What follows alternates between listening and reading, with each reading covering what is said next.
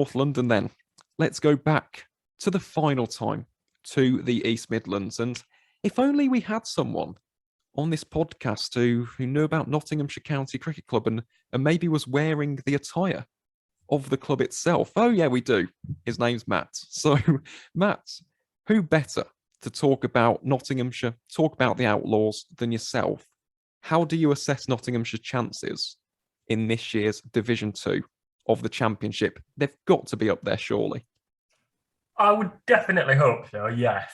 I think, I'll try and be as level-headed as I can. But I definitely think you'd have to say there's a case, or certainly a question to answer as to why Nottinghamshire are at this level. Because obviously these divisions are based on 2019, what happened in 2019, aren't they? And don't get me wrong, 2019 was shocking. And indeed, before I started covering them, and they were terrible. They went down. I don't think they won a game in 2019.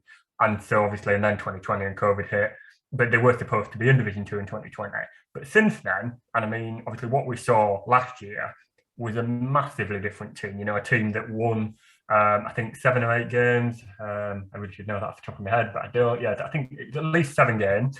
And has some absolutely outstanding talent. I mean, Dustin, you mentioned it earlier when we were talking about the Derbyshire-Nottinghamshire game. That bowling attack is not something that I'd want to go anywhere near. Stuart Broad, who England lost, will be Nottinghamshire's gigantic game. Dane Patterson's coming back. Luke Fletcher, who had a brilliant season. I've spoken to Kevin Shine on a couple of occasions while I was there last season, and he's a very, very he's a very unhurried, unflustered operator. He knows exactly what he's doing. He knows how he's going to do it, and he will improve those bowlers. He'll just take them to another level. And then, just as if that wasn't enough, you've got Jimmy Pattinson coming back over from Australia as well.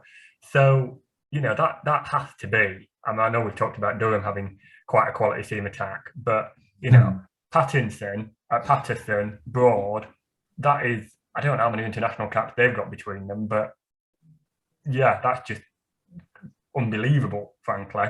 And then again, batting, Ben Slater and Haseeb Hameed.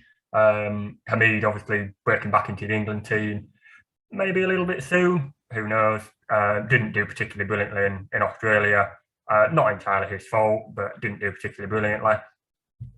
Maybe back to the summer again, who knows, we might see him, we might not. But yeah, again, that top order, we've got Slater, who was leading run scorer. He just seems to do it at all levels. Hameed, who's that unhurried, solid red ball opener. The overseas signings have definitely been made in the bowling department. But I think, when you look at that side, I'm excited, put it that way. I'm really excited. And as you should be, to be honest, you mentioned about the batting talent. In 2021, Ben Slater, 837 runs at 39.85. Not the most in the division, but the really impressive thing about Notts was the distribution of runs. So you had Ben Duckett, Joe Clark, Haseeb Hameed, Liam Patterson-White, Lyndon James and Stephen Mullaney. Every single one of those players scored over 500 runs last summer. So this is a batting unit which scores big. And then with the ball, talking of things that are big, the big man himself, Luke Fletcher, a legend here in county cricket, 66 wickets at 14.9. Dane Patterson took 54 wickets, 110 wickets between those two bowlers. They are going to be causing all sorts of issues in this year's championship. But, and I had to do some digging for this, and I'd like to know both of your opinions on this actually. I did see a little bit of a niche weakness with Notts, and I'll give it some context. In 2021, Nottinghamshire had 4 opportunities to chase for victory. This resulted in 1 win against Yorkshire, final game of the season, 2 losses against Warwickshire and Hampshire respectively, and a draw against Durham. By comparison, Notts had a record of 6 wins, 3 draws and 1 loss against Warwickshire when batting first. That's a 60% win rate compared to a 25% win rate. And interestingly enough, it goes back further than that. So before that game against Yorkshire, the 5-wicket victory at Trent Bridge in that last game of the season, Notts had not had a successful run chase in the county championship since April 2018. So 3 years, it took them 3 years in a Bob Willis trophy to get a run chase victory. Could that be a weakness, Dustin, heading into this summer? I don't particularly know. Like, it's difficult because you have to take conditions into account. Yes, and any team will tell you that it's difficult to chase down runs. First of all, you need to know how much time you have left, how many runs you're trying to get. Like, is it worth going for it? Is it not?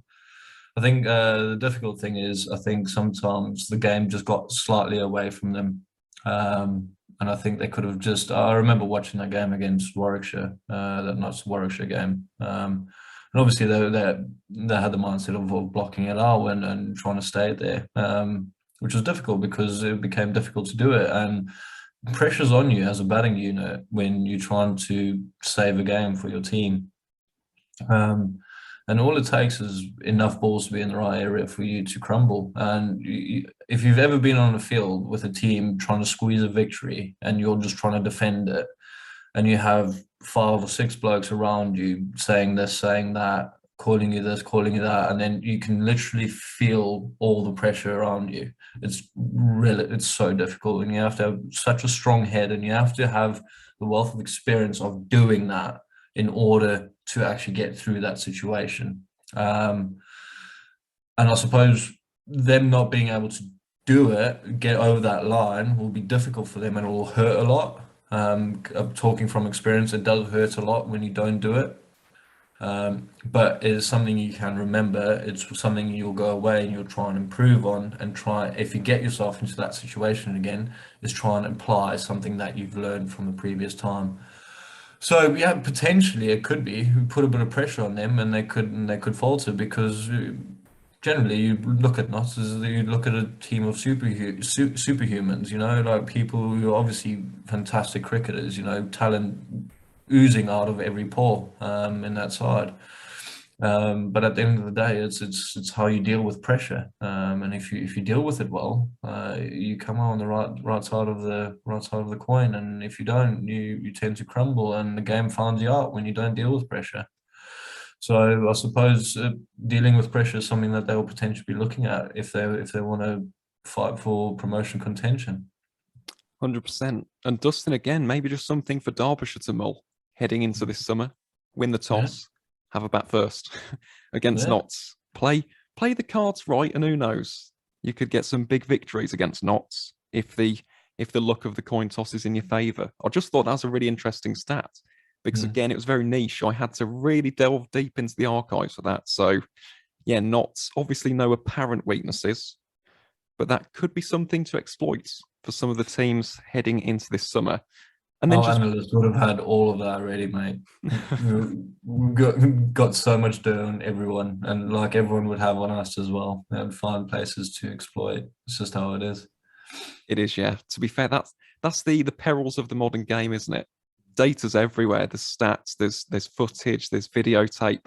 Nowhere to hide. As you rightly alluded to. Yeah, and it's just having the right players to execute the plan that you put in place early on. That's the thing. 100%. But I think we're all in agreement here, to be honest, as are probably many people in the country. Notts, they're going to be up there, aren't they?